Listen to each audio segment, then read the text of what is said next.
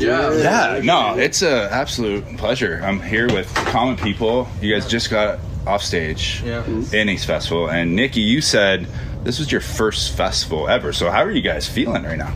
It's a little surreal, honestly. It feels, I mean, we're just really grateful to be able to do it. First and foremost, like to be able to play to so many, and we were like the first band on the main stage, and there's so many people showing out in the heat. So hot. It's really hot. It's really hot, but we're kind of still just buzzing and just coming down from the feeling of being on the stage. It felt so great, and so we're just really stoked. You guys still a little bit surreal? No, I thought it was great. It was really cool. I mean, me and Conrad came here last night to check out the festival, and it was pretty crazy staying out there and seeing Cage and 21 Pilots and being like, oh shit, we're playing that tomorrow. So it was really cool to be up there and just experience that. Yeah. Right, and then you're warm up the stage for a bunch of amazing bands. Sublime. Tell me about that. You guys are on the same bill as these guys, right? It's insane. Yeah, I mean, I've listened to Sublime for a really long time, and I met the singer, and he's like the coolest dude ever. Definitely exciting. Yeah, it was funny, like hanging out before the show, and the Bowling for Soup guys were back there, and they were all really nice. And like, that's a band that like I know, but like I didn't know I knew. And then it's like you play the hits, and you're like, this is my childhood. You're like, what the fuck? It's so cool. Funny. Yeah, it's surreal, honestly. Absolutely. So like, obviously super excited to be in that festival. But I saw you, Nikki, on stage, and it looked like you had kind of a zen moment, deep breathing moment when your guitar kind of played some tricks on you. Yeah. But you guys didn't miss a beat. What happened to the guitar? Dude, I think there was some feedback or something. Here and there. I don't know how that occurred, but all I do know is that there's always something. There's always something. But I mean, the show must go on, right? The show must go on. But I like to have a moment in every show where even if it was due to the feedback or whatever, where I'm just like, I just take a beat and just take it all in, because it's just crazy to be here. So I do like to take a little pause, look out, take a deep breath, and be like, wow, I can't believe that we're doing this. That's kind of how I feel on stage, and so I want to just take a second and soak it in every time I'm up there, because we don't. This is our first festival. Who knows what happens tomorrow? So it's great to be able to just be up here and just see it, take it in, like resonate, like let it really sit with you for a second, and then just keep going. Absolutely. So let's go back a little bit here, and I don't think it's too far back. Like, you guys formed in a garage, right, in California? In the basement. Yeah. In a basement. Okay, sorry. So tell me how you guys got together and how you guys ended up here at Innings Festival. Yeah, we all went to the same college and we're in the same fraternity.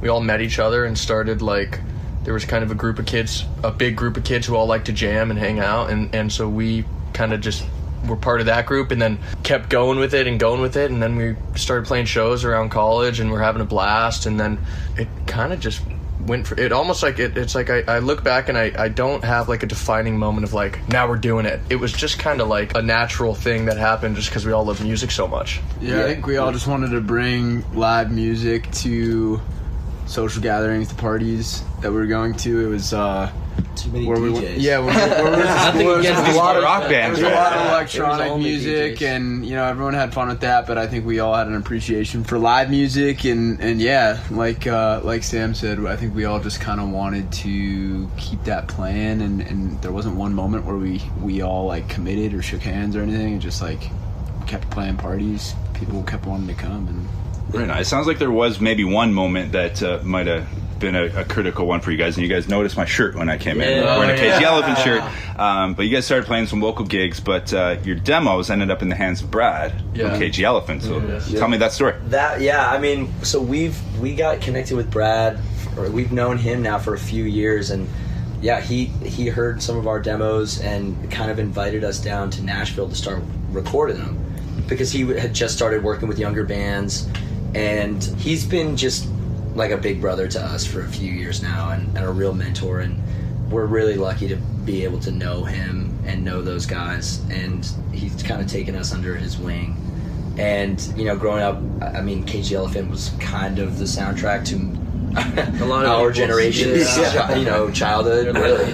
And I mean, it's just been a real privilege to be able to work with those guys and play with those guys and just get to learn so much from them. I mean, going in the studio for the first time with Brad was one of those things where you're like, what is about to happen, you know? And he is such an energetic, passionate guy that, you know, he just comes in, he's like a hurricane. So we were all just kind of like trying to hold on to the reins a little bit, but he's so that's not just a stage persona for him, because I think he was on the stage for about a minute, and then he was already in the crowd like surfing. Right? That's how it was in the first session. It was like he was pretty much in the crowd and immediately like that's like he jumps in like full that throttle. Kind of that's how he approaches life. Honestly, is full throttle. In the middle of our first recording session, he smashed my guitar. Just in the I was gonna say he better have replaced it for you. But those guys have been the best. And being able to play with them in Chicago, and then we did a few shows this past fall with them when we opened LA. We did El Rey with them, and they're just a textbook example of what it is to be a phenomenal band and a phenomenal rock band. And so being able to learn from those guys has been like a really great privilege. Right on, absolutely. It's got to be. Who are some other bands, I guess, that maybe inspired you guys back a little bit? You mentioned Cage, obviously, but who are some other bands that maybe, you know, inspired you guys to pick up your instruments even before you you know, became a band? Yeah. I wanted to be David Gilmour from Pink Floyd when I was like 15 years old and 14, and it's all I listened to for like a year. And then obviously, you know, you start branching out and finding the Beatles is obviously like a pivotal moment, I feel like, in every musician's life. But yeah, it was like Pink Floyd, the Beatles, and like some of those progressive rock bands, King Crimson, those guys, like those were kind of my entryway to like playing guitar and being like, I want to be in a band. Then what happened? And then Radiohead smashed me in the face like a ton of bricks in college, and that was a big moment for me. Right on. How about you guys? Do you guys any other bands that weren't mentioned that are? Well, I feel like you kind of hear that now in the common. There's a lot of what I love about our band is that we each have our own music taste, and then there's a lot of connective tissue too. So like Asher grew up in the Bay and has a lot of Dead. I picked up the guitar mostly to play the Grateful Dead, and then once I got to college, I mean, that was mostly my experience with playing music, was just jamming to stuff like that. And then once I got to college and played with these guys, I learned how to play live to a song that had a little bit more structure. What do you mean 3 choruses? So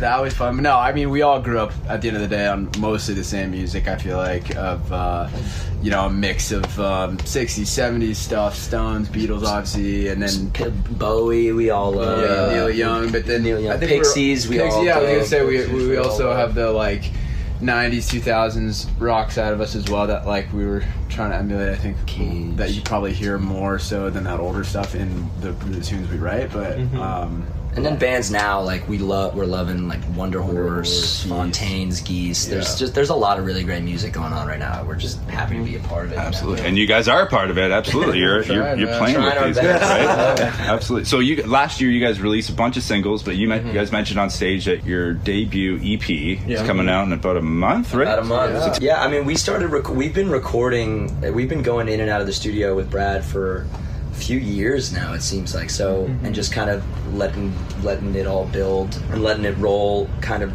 it feels like it's been a long time coming for us. And so, this EP we're gonna have, I think, 6 songs on there. It feels so good to finally have, you know, a piece of work to show for ourselves. And also, we're going to be doing vinyls, selling vinyls. That was a dream of ours. Which is like, I've always wanted a whole, absolutely, to have a vinyl. I feel like every musician loves going to a record store and you know, being able to hold it. You're able to flip through and pull your own record out. That's pretty crazy. So we're just grateful that we even get to do it and to have a body of work that we can show for ourselves. It's also nice to have songs out, because I think the first time we opened for Cage the Elephant, we had 1 song out at the time. Right. And so it's like people follow our Instagram, but they're like, I can't listen to your music anywhere. Right. And now finally we'll have enough that people can really get to know us, I think. Right. And I think it gives a little bit of everything. I think it gives a little bit of everything vibe-wise, so it's exciting. It's trippy, though, because you record these songs, like some of these songs were recorded like a year and a half ago, 2 years ago, so you know, we're always trying to push and do new stuff, so then it's like oh, we're releasing that stuff. I'm like, it's like so trippy the way that it works. It's hard to stay in the moment. It's hard. You're always thinking about the next thing. It's like another year down the line. yeah. But have you guys been playing these songs live already? Yeah. Okay, most of them? We even Played all of them tonight. Yeah, you played them all today. Yeah. Right on. Yeah. You guys got a bunch of shows already this year. You're going to support Rainbow Kitten Surprise. Yeah, right. yeah. That's the next one. What's that mean? You guys open for those guys? I mean, it's our first tour. Like, yeah, I mean, definitely like.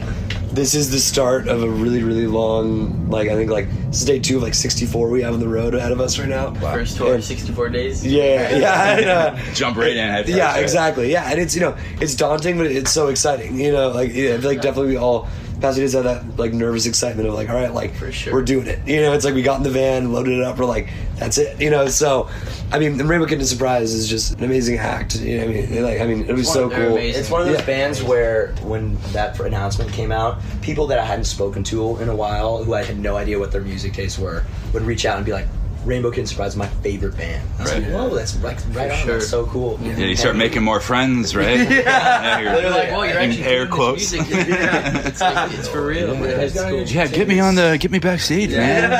And then after that, we get to open for Congress and the Bends for a few dates. So that'll be really fun. Yeah, I got to talk with them. They played this Congress. festival. Yeah, Congress super band. cool dudes. Was that yesterday? Or was that, no, that was the Friday. first day of the festival. Yeah. Awesome dudes too. Yeah. And you guys already mentioned about you guys when you guys were going out before you guys formed, a lot of the electronic music and but like having some young guys in rock bands again, like you guys are gonna maybe get into some trouble with a couple of young guys. I hope so. It's like that. It's cool because at our college, like, it was awesome, but there wasn't a ton of like rock acts going on, and now I feel like we're just gonna be along for the ride with those guys in the South, where it's like a whole different ball game. It's like 100%. Those are like they love rock music down there, so I'm just excited to see how excited people are for those guys. I mean, it's gonna be trippy. Yeah, absolutely. And their shows, like the energy that you see from the videos from their shows are so great, and to be a part of that is going to be so much fun. It's just going to be great.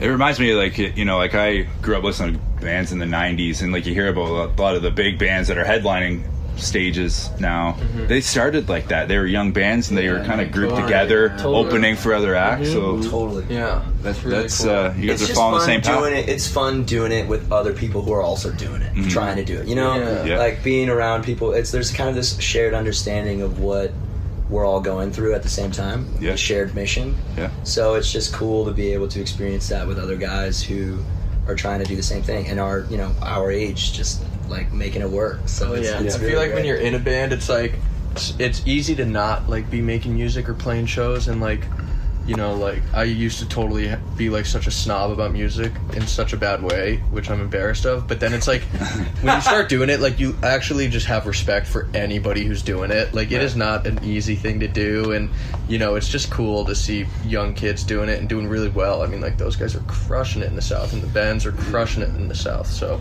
it's gonna be rad. Yeah, absolutely. And how does that work for you? Obviously, you're starting to build your catalog up, EP coming out, going on the road for 64 days. Where do you mix in time to keep creating? Because obviously that's probably still...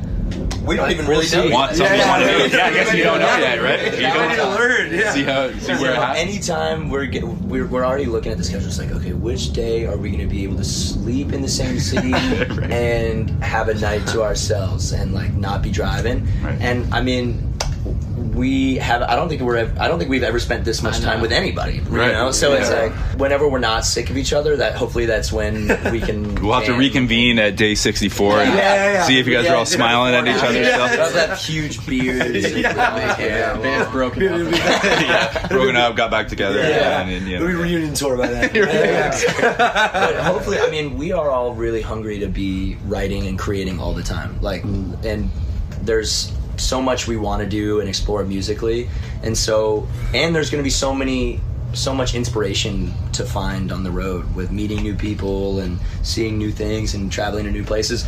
I don't know who's been to Canada here, but I've never been to Canada, so it's a world tour. It's like World tour. a world tour. that's where I'm from. I don't know if I told you guys. That's where I'm from, right? Southwestern So Ontario. we're really Sorry about excited. the hockey games then. Wait, where? I was hoping no one was going to mention that. It's okay, you guys got us in the Four Nations. So. Yeah. It's like The Olympics, though. It's different. I know. It's congratulations to the Americans. I'll just say that. Argo's gonna be like the bassist was really